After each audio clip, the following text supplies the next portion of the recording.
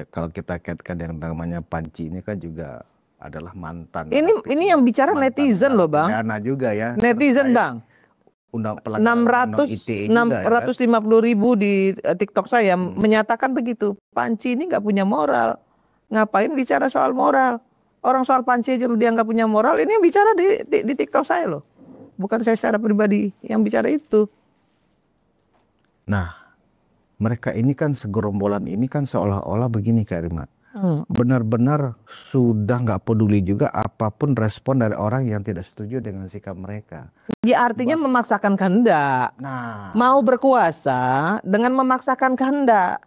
Harusnya kayak Nasdem. Begitu Nasdem kalah, ya kan? Kemudian Nasdem langsung menyatakan bergabung kepada pemerintah. Kenapa? Karena Pak Surya Paloh ingin pemerintah ini berjalan, ya, berjalan. Negara ini berjalan supaya semuanya aman, gitu loh. Kita harus akui yang kalah ya sudah kalah. Nanti 5 tahun lagi kita kontestasi lagi. Itu yang pertama. Yang kedua, kalau mau bicara soal persaingan misalnya nih Bang, ya 2029 takut nih dengan Gibran misalnya kan? Ya nggak usah ada kontestasi, nggak usah ikut kontestasi dong. Ya kan, kalau yang punya anak yang mau bersaing dengan Gibran misalnya, yang punya adik ataupun saudara mau bersaing dengan Gibran, ya bersaing aja secara gentle lah gitu ya, secara normatif, ikuti regulasi yang ada gitu. Kenapa harus takut gitu ya? Kenapa harus dengan cara-cara seperti ini gitu? Memalukan menurut saya. Nggak percaya diri gitu loh.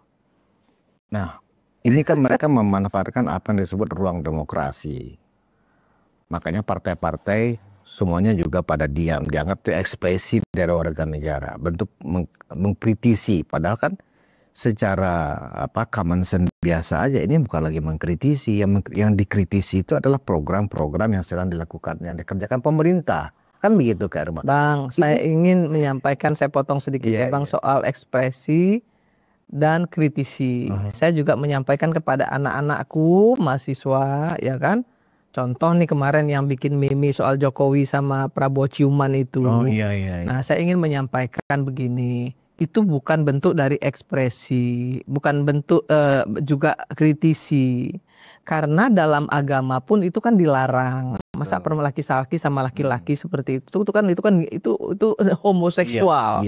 Itu dilarang. Apalagi kemudian di-share di publik. Apa jadinya kalau anak-anak sekarang, anak-anak ya di bawah umur melihat itu, gitu. Itu bukan satu diskursus yang baik, gitu ya.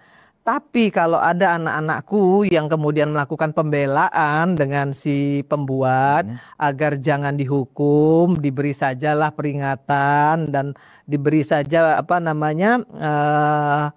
nasihat bahwa itu tidak benar dan jangan diulangin, saya setuju Bang.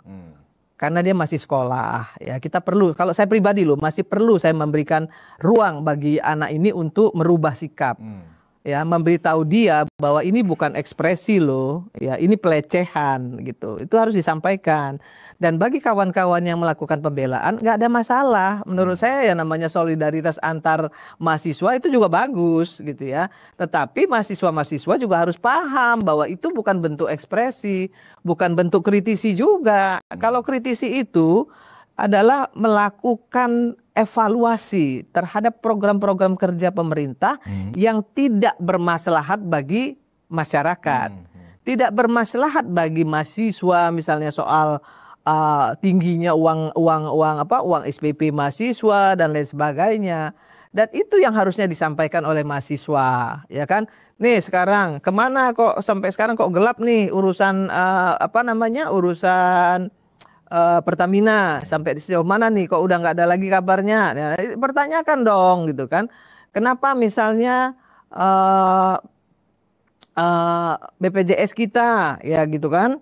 Kenapa BPJS kita ini defisit misalnya, sementara akses pelayanan masyarakat itu harus tetap berjalan dan dijaga, jalan keluarnya seperti apa. Mereka teriak kepada pemerintah, tolong dibenahi tata kelolanya misalnya seperti itu. Nah itu kan jauh lebih konstruktif. Itu yang harus dilakukan mahasiswa harusnya. Jangan malah ikut dalam politik praktis. Jadi memasuklah dalam politik etis yang berkualitas. Nah, saya ingin menyampaikan itu kepada anak-anakku mahasiswa. Kalau mereka demo, oh, boleh, dilindungi undang-undang kok. Sepanjang tidak ditunggangi, jaga jangan sampai ditunggangi, kan gitu. Nah, ini yang juga saya juga pengen berpesan juga kepada forum rektor gitu ya.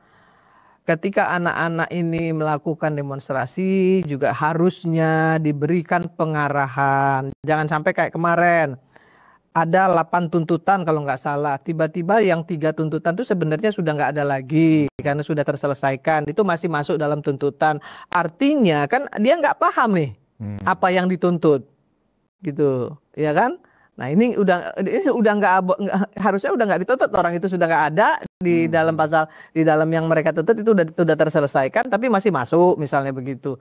Nah yang begini-begini kan harusnya forum rektor memberikan pencerdasan kepada mahasiswa untuk bisa melakukan kritisi kepada pemerintah.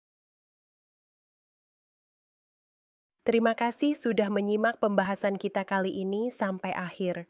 Semoga apa yang kami sampaikan bisa menambah wawasan dan membuka perspektif baru tentang isu-isu yang sedang berkembang. Kalau kamu merasa informasi ini penting, jangan ragu untuk like, subscribe, dan bagikan video ini ke teman atau keluarga.